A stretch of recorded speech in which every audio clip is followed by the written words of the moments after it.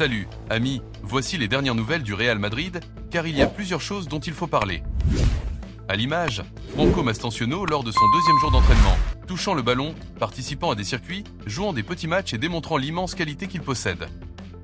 On le voit ici aux côtés de Kylian Mbappé. C'est une image que beaucoup attendaient avec impatience, Mastantuono accompagné de Mbappé. Cette dupe-là, Mastantuono et Mbappé, attention à ces deux-là. Comme je l'ai dit dans une vidéo, Mastantuono est très jeune, et tout cela doit l'enthousiasmer énormément. Il va arriver et jouer pour Mbappé, c'est une réalité. Pour lui, ça doit être un rêve. Ce doit être un rêve, et il va lui fournir énormément de ballons. Tout comme Alexander-Arnold, Vinicius, Gullet, tous ces jeunes vont aider Mbappé à marquer beaucoup de buts. Ils vont se nourrir les uns des autres. Soyons en certains points, voici ce que disait Mastantuono à propos de l'entraînement.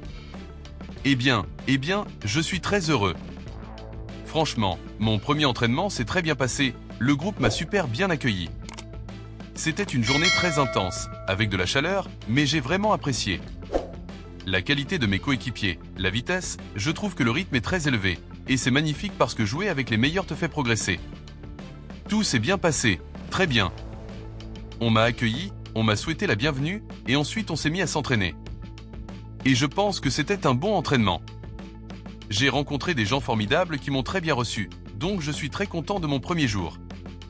J'espère qu'il y en aura beaucoup d'autres, et je pense qu'ils m'ont accueilli de la meilleure manière. Je les remercie beaucoup. Mastantuono a toutes les raisons d'être enthousiaste. Soyons réalistes, avec tout le respect pour les fans de River Plate, j'adore River, vraiment, mais Mastantuono est passé de jouer avec Borja, Lanzini, Nacho et les autres joueurs actuels de River, a évolué aux côtés de Mbappé, Vinicius et plus tard Bellingham, qui est l'un de ses joueurs préférés. Comme il a dit lui-même, c'est un changement radical. Pour lui, ça doit être un rêve, une opportunité unique. Quand le Real Madrid frappe à ta porte, si tu n'ouvres pas, il ne reviendra jamais. Ce jeune a signé pour l'équipe qui est au sommet du football, au-dessus de tous les autres clubs. Cette opportunité, il ne pouvait pas la laisser passer juste parce qu'il aime River et que c'est l'équipe de ses rêves. Je suis sûr qu'un jour, il reviendra à River. Mais pour l'instant, au Real Madrid, vu son talent, je pense qu'il va faire des étincelles, sans aucun doute. Il va tout casser au Real Madrid, c'est clair point. Passons rapidement à Thiago Pitarch, car il a prolongé avec le Real Madrid. Grosse nouvelle, Xavi Alonso a une totale confiance en ce jeune. Thiago Pitarch a renouvelé son contrat avec le Real Madrid, et attention à ça, il ne jouera pas demain avec le Castilla. On s'attend à ce que Xavi Alonso le convoque pour le match contre Osasuna. Pour que cela arrive, c'est que Xavi a vu quelque chose en lui. Il a vu du potentiel dans ce jeune et a décidé immédiatement de le faire monter en équipe première. C'est incroyable, ce qu'on dit de lui semble donc vrai. On parle de lui comme du Vitinha du Real Madrid. Attention, à voir si c'est vrai. Ça fait rêver, ça fait vraiment rêver, mais on verra ce que ça donne. Point concernant Rodrigo. Une nouvelle de dernière minute, car il y a plusieurs choses à dire. Selon les informations, Rodrigo est le seul joueur du Real Madrid encore sur la rampe de départ, ce qui indique déjà que son rôle est le plus remis en question dans l'effectif. Le Brésilien est au cœur des débats depuis des mois, car il ne parvient pas à s'imposer comme titulaire indiscutable, surtout avec l'arrivée de Mbappé et l'explosion de Gullet. Lors du mondial des clubs, Xavi Alonso lui a à peine donné des minutes, un détail qui a beaucoup pesé. Même Mbappé, tout juste remis d'une gastro-entérite, a plus joué que lui. Rodrigo a passé 5 matchs sur le banc pendant le mondial, le club demande 100 millions d'euros pour Rodrigo. Mais en réalité, ils accepteraient moins si une offre sérieuse arrivait, car il n'est pas considéré comme intouchable. Rodrigo était intouchable lors des saisons 2021 à 22, celles des 14e et 15e Ligue des Champions. Aujourd'hui, ce n'est plus le cas. Le prix a même été baissé à 85 millions. Le Real Madrid ne voulait pas vraiment de Rodrigo, c'est la réalité. Mastantuono ne joue pas à la position où Rodrigo excelle actuellement. Alaba peut le faire, Gullet aussi, Brahim également. Le poste est surchargé, c'est la vérité. 100 millions ou même 85 millions seraient bienvenus pour le Real Madrid. Je ne veux pas que le club vende Rodrigo, mais ça pourrait arriver à la dernière minute.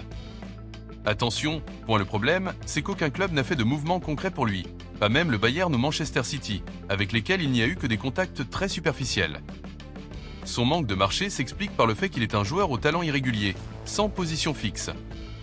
Il n'est ni un œuf pur, ni un ailier décisif comme Vinicius. Le Real Madrid ne va pas le brader non plus, pas sans une offre à la hauteur. Rodrigo restera cette saison, même s'il n'est pas un protagoniste, mais je doute fortement qu'il accepte un rôle aussi secondaire. Je pense qu'il y aura des problèmes avec Rodrigo. Point pour Xavi Alonso. La priorité offensive, ce sont Mbappé et Vinicius. Ensuite viennent Gullet, Brahim et Mastantuono, qui apportent plus d'options, réduisant encore l'espace pour Rodrigo. Le joueur lui-même a envisagé un départ avant l'arrivée de Xavi, ce qui montre qu'il anticipait déjà un rôle secondaire dans ce nouveau projet. Le Real Madrid ne considère pas son cas comme un échec, mais comme un actif dont il peut se passer, contrairement aux joueurs intouchables actuels. À court terme, son avenir semble être de tenir cette saison et de voir si un grand club se lance. Pour lui, qu'est-ce que j'en pense? Je crois qu'au final, vu comment les choses se passent et qu'il n'aura pas beaucoup de minutes, le Real Madrid risque d'avoir une mauvaise relation avec lui. Ce qui pourrait arriver, c'est qu'il parte après cet hiver? Quelque chose comme ça. Parce que Franco est là, Mbappé et Vinicius sont intouchables, Alaba est le neuf du Real Madrid. On verra quel rôle Rodrigo va assumer dans cette équipe, eu la réalité. C'est quoi? Manchester City, Liverpool, le Bayern, Arsenal, tous les clubs qui le voulaient ne vont pas payer ce qu'ils demandent, car ils pensent qu'ils peuvent avoir un salaire de galactique. Et non, ils se trompent. Il n'est ni Mbappé ni Vinicius, c'est la réalité. Rodrigo est très bien payé pour ce qu'il offre actuellement, mais il est mal conseillé. Son entourage fait fausse route.